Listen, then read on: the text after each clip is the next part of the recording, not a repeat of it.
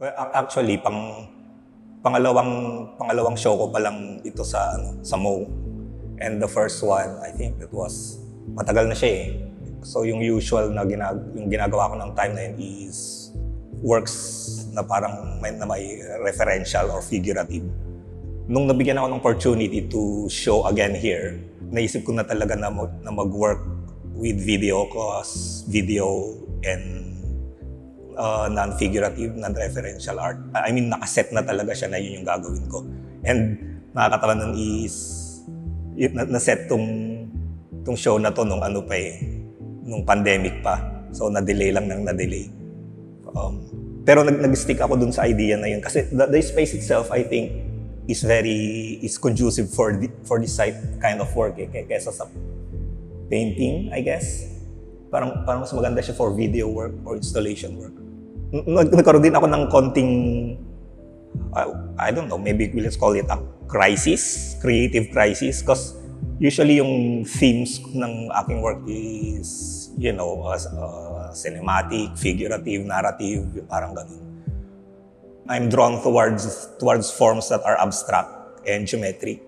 I mean, gustong-gusto ko nakikita yung mga futurist works, constructivist works, minimalism, parang ganun. And isang bagay yun na hindi ko fully naintindihan kung bakit I'm drawn towards that. So sometimes ini-include ko yung forms na ganito sa aking narrative or figurative paintings or drawings.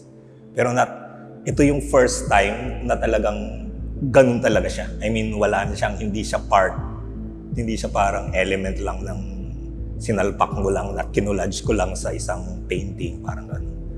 So parang in-explore ko din talaga siya. Pero hindi ko rin masyadong naintindihan sa sarili ko kasi, I mean, dahil siguro sa reflex ko bilang nanggaling sa work ko dati na animation, film, alam mo yun. So, reflex mo na talaga you're drawn towards figurative forms. Di ba?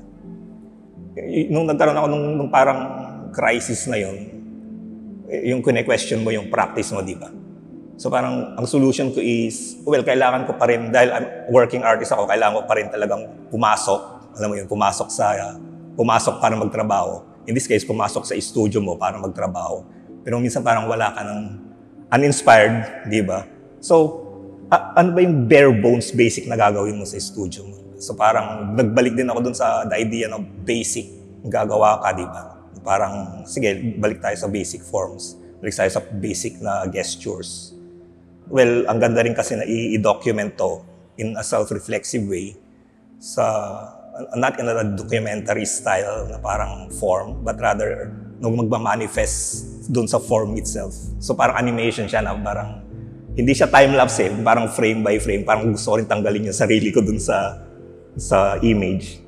Na-solve din yung isa kong gustong gawin dati, tumitingin ako sa mga works, sa art history, sa futurism works. Di ba parang yung mga forms nila is abstract, pero in movement, in motion.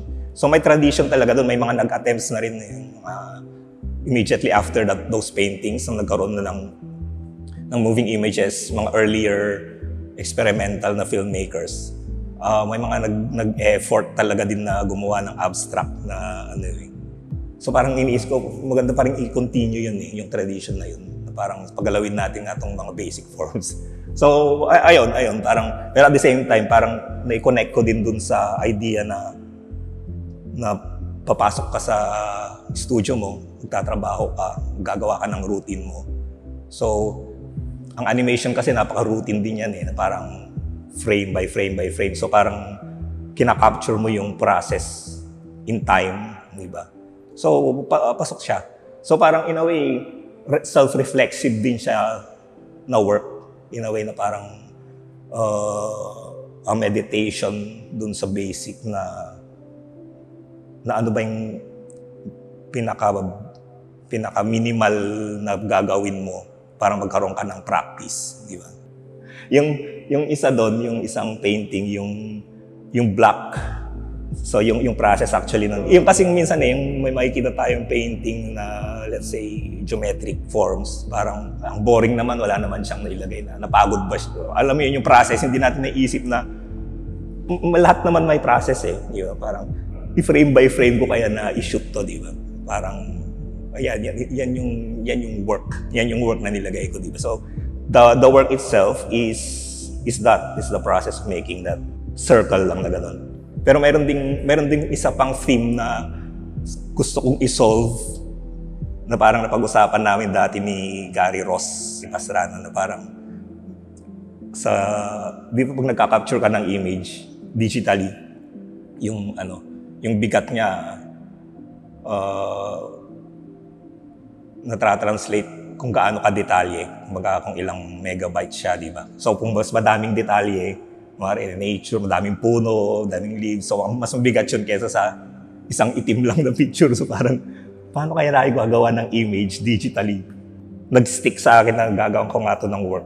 Yung idea na gano'n, nung napag-usapan namin ni Gary na parang the heaviest block. Pero ang ganda nga nung theme. Ang ganda nung theme sana na yun. Tuloy-tuloy lang. Ano pa ba pwede natin gawin for this?